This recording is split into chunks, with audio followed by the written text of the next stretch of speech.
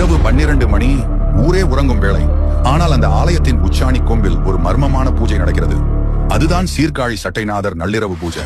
ஒவ்வொரு வெள்ளிக்கிழமை நள்ளிரவிலும் இங்கே சட்டைநாதருக்கு தண்ணீர் அபிஷேகம் கிடையாது. வாசனை மிகுந்த புனுகு சட்டம் மட்டுமே சாத்தப்படுகிறது. அந்த வாசனை ஊரையே தூக்கும். உலகமே உங்களை கைவிட்டாலும் உலகையாளும் ஈசன் என்றும் கைவிட மாட்டான். உங்களுக்கு சிவனை பிடிக்குமா? லைக் பண்ணுங்க. இந்த கோவிலின் தல வரலாறு. புராண காலத்தில் வாமன அவதாரம் எடுத்து திரிவிக்கிரமனாக வளர்ந்த விஷ்ணுவின் அகந்தையை அடக்கிய சிவன் அவர் உடலின் தோலை உரித்து சட்டையாக அணிந்த கோலம் இது. அதனால்தான் இவருக்கு சட்டைநாதர் என்ற பெயர் வந்தது.